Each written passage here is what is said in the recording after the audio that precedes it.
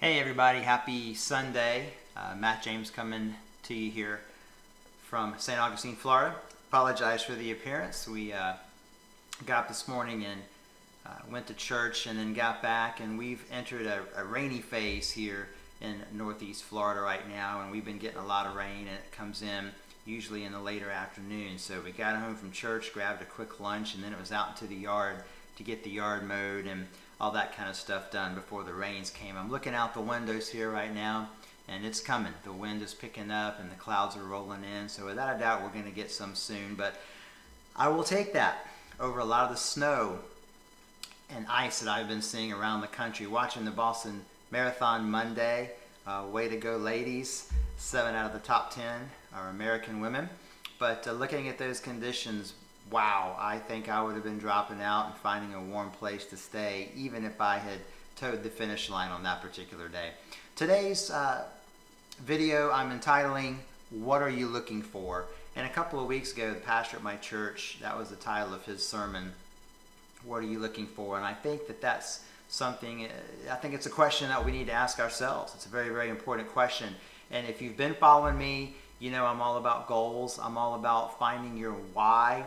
You know, why is it that you want to lose weight? Why do you want to get fit? Why do you want to change jobs or make more money? Whatever the case may be, whatever that is for you, I think a very important question for us to ask ourselves is, what are we looking for? You know, why are we trying to do this, and what is it that makes us want this or want to get to this new level or this new time in our running, or whatever the case may be. So what are you looking for? It's a very, very important question, something that I've been asking myself the last couple of weeks as I have been pondering this since my pastor did that sermon. And you know, sometimes I go to the gym and I come home and I'm just beat, I'm dying, I'm soaking wet, and my wife is like, man, why do you do that?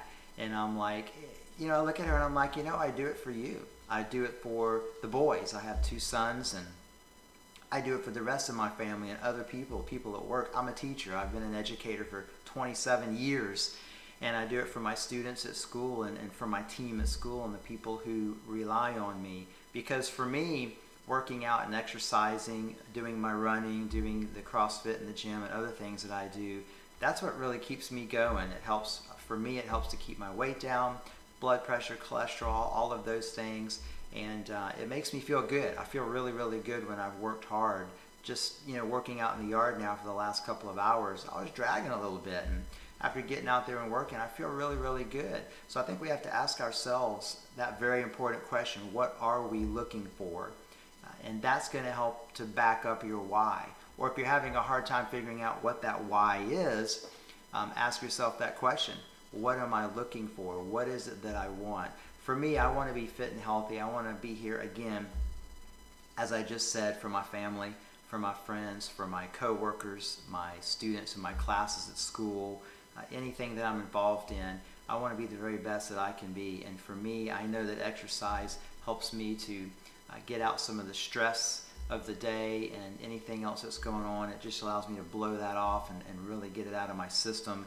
And then it's kind of like, let's move on. Today's a new day, let's move on. So I want to encourage all of you this week to ask that question, what am I looking for?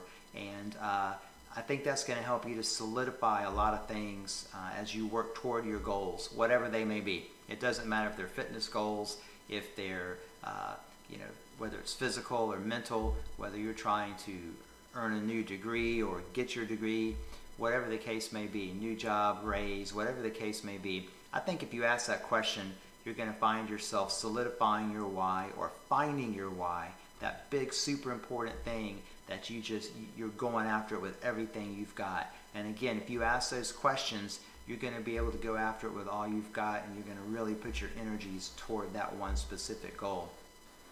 I saw a fantastic quote today talking about moving towards goals. I read a great quote today, and as an educator, I always tell my students, knowledge is power. It's almost a cliche. I don't know how many times I've said it. Knowledge is power. But this quote said, knowledge is power, but action is change. Knowledge is power, but action is change. And that quote wasn't attributed to anyone, so I'm just going to say unknown. But man, that is really powerful, and that really hit me. We can learn all we want. We can read all we want. We can say all we want. But until we put one foot in front of the other and create that action and start making a move toward our goals, nothing's going to happen. Nothing's going to change. Talk all day, but until you take that step forward and put some action behind those words, nothing is going to happen. So I want you to remember those two things this week. What is it that you're looking for? What are you looking for? And I want you to remember that knowledge is power. It truly is. But at the end of the day, action is what creates that change. And as you think about those things this week, guys, remember, as I always say, be relentless. I hope you guys have an awesome, wonderful, super fantastic week, and I will see you on the other side next week. Take care, everybody, and goodbye.